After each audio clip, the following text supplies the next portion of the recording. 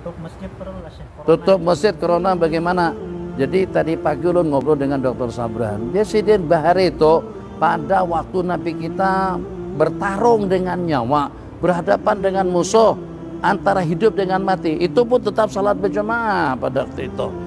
Itu waktu di medan perang. Tapi secara hukum boleh, secara hukum, tapi tidak juga secara total, sebab keyakinan itu kada sama. Ada orang yang kuat keyakinannya, ada dengan sebahagian, jangankan dengan seumpama dengan corona, keluar rumah aja kada wani.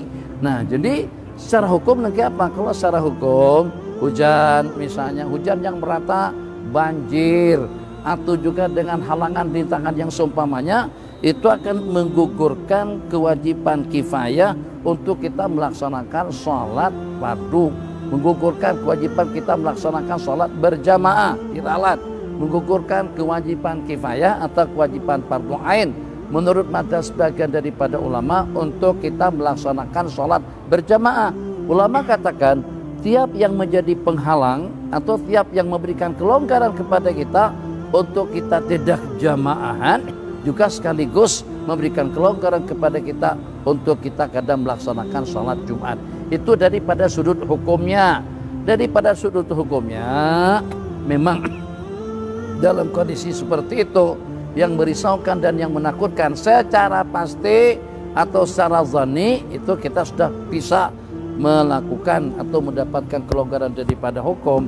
Akan tetapi kepastiannya, pian kalau kayak cara kita berpikir, cara dunia berpikir, kami kedua nih minum sekarang nih. Sebab ulun minum guna tangan. Jadi kalau nek itu perlukan tisu, kedua nih pegang tisu. Perlukan air putih, kada berani pegang air putih. Anak makan kue, kada berani megang kue. Anak minum teh, kada wani. Jangan-jangan ini dipegang oleh tangan yang sudah terkena corona, kada jadi pegang. Mikrofon, kada wani jua. Ini kada wani jua. Ini wani jua. Nah, kalau nek itu sembahyang pun kada wani jua. Kenapa? Jangan-jangan tempat wuduan tadi itu ada tangan orang yang memegang sebelumnya. Kapok kita kalau neng itu. Jadi kadang-kadang itu Allah tanamkan keyakinan di dalam hati kita. Apa dia? Yang wajib kita imani sejak pada usia 122 hari di dalam perut. Yuktir, ya memang dengan kita diperintahkan untuk bersedia payung sebelum hujan. Tapi pada masa yang sama, kalau pada itu dengan kita pasrah kepada yang satu.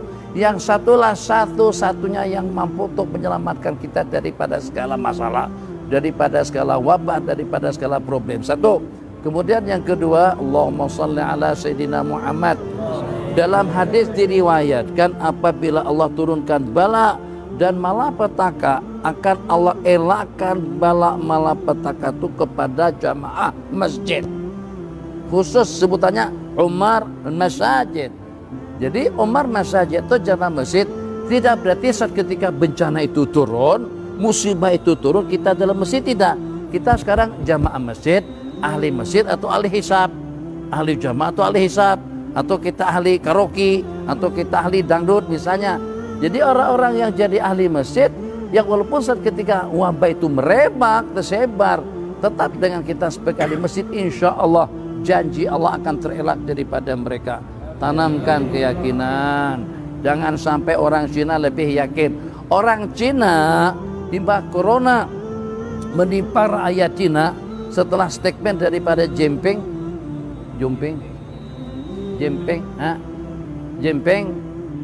Jadi kekuatan apapun, tidak ada satu kekuatan yang mampu untuk menghalang kemajuan atau perkembangan perekonomian mereka. Imbah Allah kejutkan sedikit dengan virus corona tadi itu, Cina sekarang sudah mulai melutut. Jinping pergi ke surau-surau, pergi ke masjid-masjid minta didoain dengan orang-orang Islam. Dan banyak warga Cina pergi ke masjid-masjid, ikut salat, ikut wudu, cuci muka, cuci tangan, sapu kepala, cuci kedua belah kaki, juga ikut gimana gerakan orang Islam mereka juga buat. Orang yang tidak percaya dengan Allah pergi ke masjid. Orang yang percaya dengan masjid tinggalkan masjid, renung, pikir sejenak. Tapi lo kadang menyuruh nang itu ikut keyakinan masing-masing. Insyaallah bukan melawan penyakit, tidak. Tapi kita ada satu kekuatan yang lebih daripada kekuatan apapun dalam hidup. Itu adalah talaqatu qudratil khaliqil ala, leluasa kudrat Allah yang maha berkuasa, yang maha mengetahui. Yang rasa-rasa lemah imannya ya udahlah, tapi kalau pada tuh rasa-rasa imannya lagi naik, masa dengan kita ya Allah takkan corona ternyata masuk ke masjid, kada masuk ke rumah-rumah kita. Corona kada dalaman kah? Kada bisa GPS kah? Kira-kira tuh. Jadi masjid ditutup, kenapa? Sebab takut kalau nanti akan merebak wabahnya di dalam masjid. Terus corona tadi itu kada berpikir kah? Ada GPS-nya, nah menyusup-nyusup masuk ke rumah, masuk ke tempat kediaman kita, masuk ke hotel. Itu Allah Maha Kuasa untuk segala-galanya.